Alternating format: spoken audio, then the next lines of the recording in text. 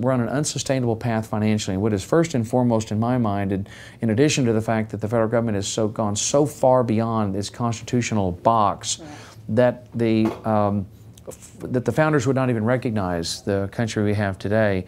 That secondly, we have to start dramatically cutting federal programs, laying off federal employees, shedding entire sectors of the federal government, and dramatically cutting federal spending and cutting everybody's taxes immediately, because the current administration in place is obviously not going to do that. So how do we make a difference in making sure that they do? How do we turn they the won't. tide? They won't. It's not gonna happen. Right. And my personal opinion is we need to quit talking about political party. I think the problems facing the country are so urgent and so immediate and so huge that we need to absolutely set political party aside and forget it and just focus on what's fiscally responsible and what's fiscally irresponsible, and focus on what is, in my opinion, seems to me have to follow the Dave Ramsey logic for the country, just as you would in your own personal life. If you've got too much debt, you've got to stop spending. Get rid of what you don't need. No, at the absolute minimum, no new spending, no new taxes, no new debt. Minimum. But beyond that, common sense is so easy. You don't spend money you don't have. Right. And I always remember Dave Ramsey saying that, do you know what you call a person who is debt-free in a recession? A spectator.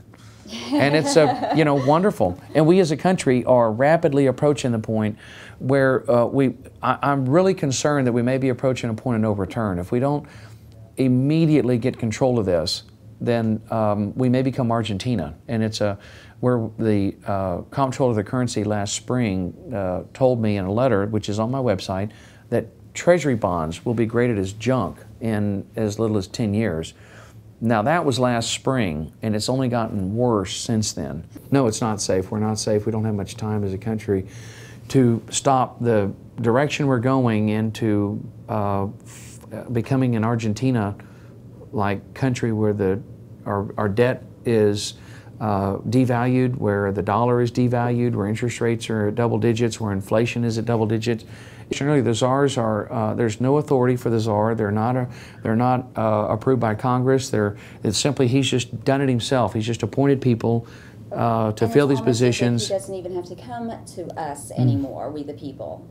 Do you feel that he has absolutely violated your job position? No question. We in the conservative minority offered amendments in the Appropriations Committee to cut off all the funding to the czars, and which of course I supported and aggressively helped push, but the liberal majority defeated those amendments. We offered amendments to require any member of Congress who voted for the health care, Obamacare, meant that they were automatically enrolled in it, and the liberal majority defeated that because the Pelosi and the leadership made sure that Congress is exempt from Obamacare. They're going to put the rest of the country under it, but they won't put themselves.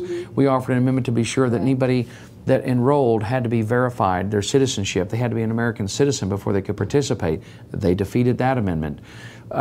We put amendments in place. We asked for an amendment that said you cannot use the cost of comparative effectiveness to ration care, particularly for older Americans. They defeated that amendment.